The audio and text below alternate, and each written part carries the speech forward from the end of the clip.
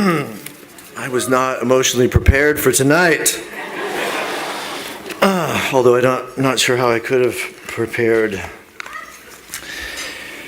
I should have had more champagne. That's what I should have done. That's something I could have done. If I knew that Steve and Greta were going to be, I knew they would be great, but if I knew they were going to be this great, so charming, so smart, so gracious, so funny, I might have just suggested that maybe I open the night and they close, and then we end on a high note. But here we are. I'm getting the Kirk Douglas Award somehow.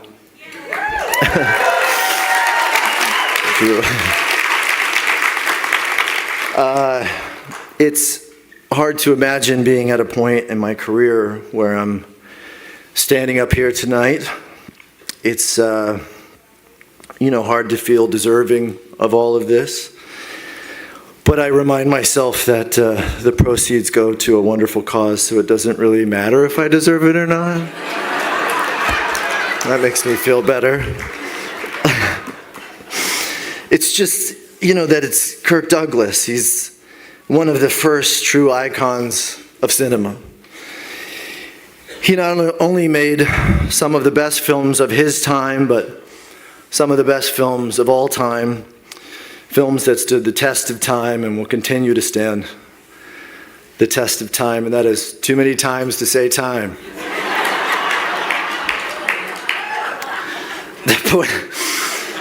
But the point is that he is completely and utterly in a class of his own, and I'm just Ken.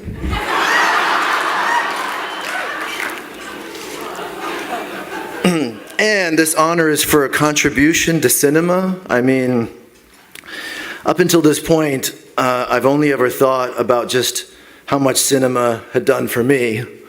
I had never really thought about what I've done for cinema. Like, as far back as I can remember, for instance, when I was in the 3rd grade, I had a swearing problem. And I didn't think it was a problem, but my teachers did. And, I just thought they were being a bunch of uptight wait. Not tonight. I thought that they were being, things that should never be uttered in a wonderful setting, such as this. My mother said it was almost impossible to get me to stop. But I remember the night she figured it out. We were at the dinner table, and she said, "If you swear one more time, you can't watch any movies tonight." And I thought that was extreme, so, I used some extreme language back. She said, "Okay, now you can't watch movies for a week." Well, since she had upped the ante, so did I.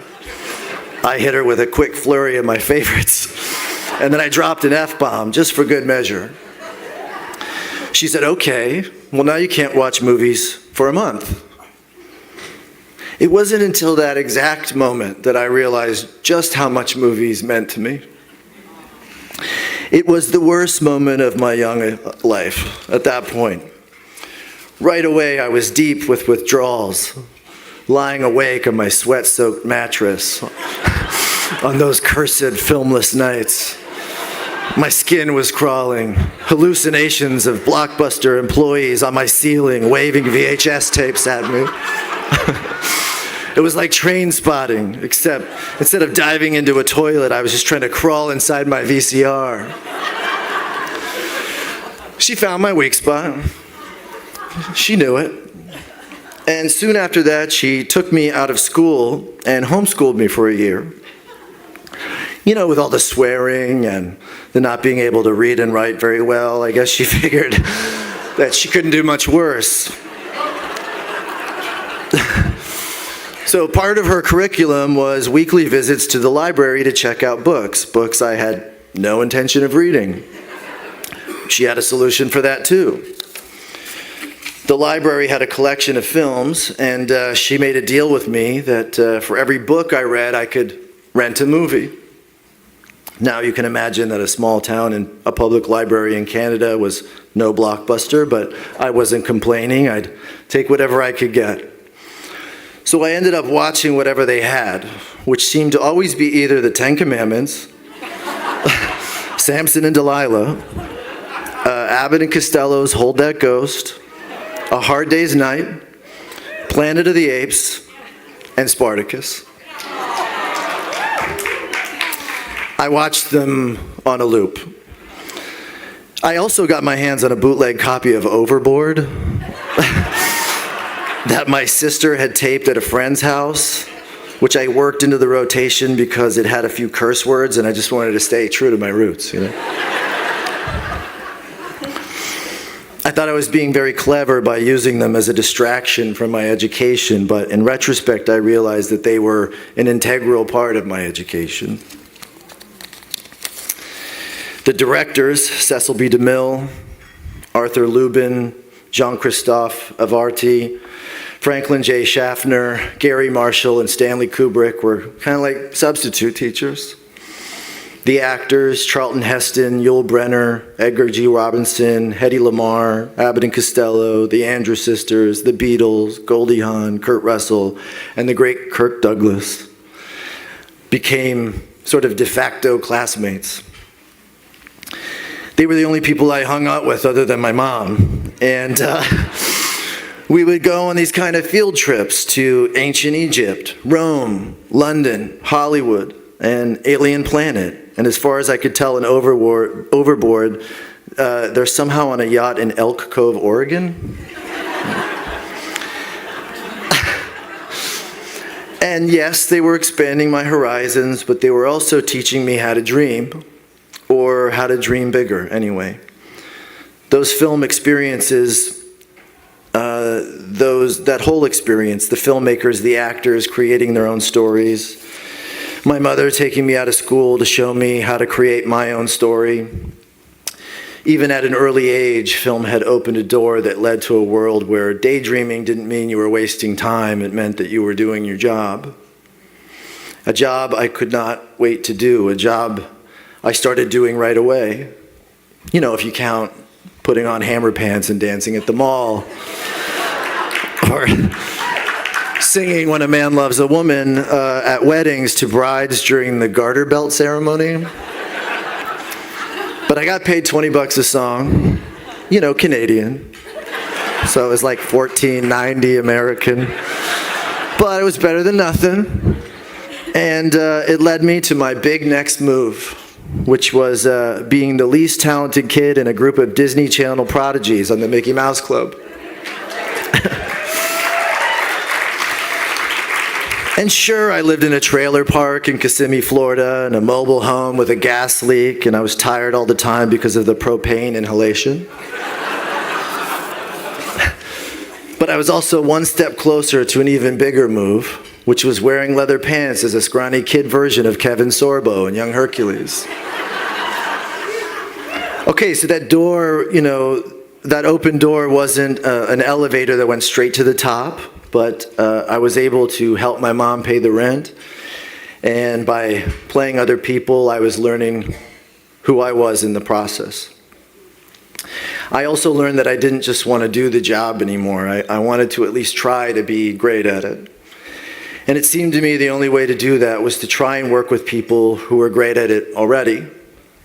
People like Greta Gerwig and Steve Carell.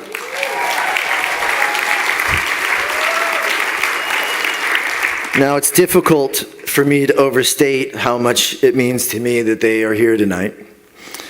I honestly cannot think of two more gracious and more talented people. I wrote this before I heard Steve's speech, so. And they are also, in a way, they're sort of bookends of my career so far. I was 17 on my first job in Hollywood when I met a young Stephen John Carell. Or is it Carol? Is it Carol or Carell? Carelli? I don't know. We didn't have scenes together, so I went to set one day to watch him work. He was so damn funny that the boom operator dropped the boom to hold his ribs That's how hard he was laughing. It's the first and only time I've ever seen someone be so good it was a problem. But what was making us all laugh wasn't scripted. It was Steve improvising. And not just breaking character and clowning around, the opposite actually. It was all still in character. It was all the best ways a scene could evolve if a character was really going for every single little bit of life that the scene would allow. And I realized that I wasn't going to be enough for me to just go to work and say my lines anymore. To even try and operate at Steve's level, I would have to create a whole world for my characters, one that was beyond the page, and be ready to invite others into it at any moment. And even if you never get to share it, you still know it's there. So after watching Steve work in only one scene, I had learned this incredible secret. Well, it was a secret. I guess I just shared it, so. Is that okay, Steve? I don't know. You never said it was a secret, so I just, is that fine? In fact, you've never shared any secrets with me, which is weird, you know? It's like, what are you hiding?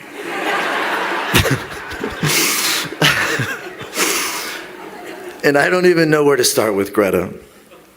Even though she was making one of the biggest films of all time, against all the odds in the world, she never allowed the weight of the task to steal the joy away from the moment. She never let the importance of it all cloud what was truly important, which is to never forget how lucky we are to do what we do. I, for one, have been so lucky. I've gotten to go to the moon, be a motorcycle bank robber, a getaway driver, waltz through the stars, be an elementary school teacher, albeit a crack-addicted one, become a replicant from the future, a gangster from the past, a lovelorn stuntman, and most recently, thanks to Greta, a 70-year-old crotchless doll.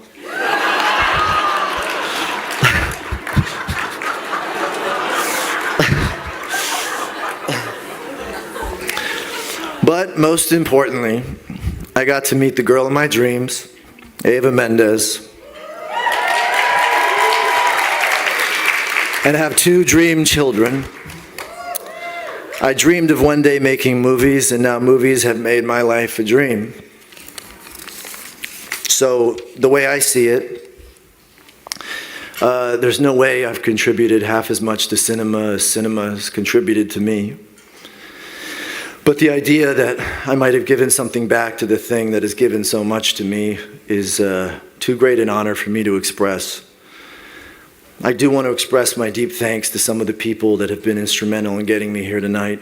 My mom, my older sister Mandy, Eileen Feldman and Carolyn Govers, Brian Lord, Ida Zanidi, Robin Baum, Robert Offer, Chris Angulo, Mark Avery, Henry Bean, Derek C. in France, Ryan Fleck and Anna Bowden, Nick Cassavetes, Greta Gerwig, and Stephen John Carell. And thank you to the Santa Barbara Film Festival for this very special honor and for letting me say all of this. And I did it all without swearing. Not even once. So I guess my mom was the big winner tonight. Thank you so much.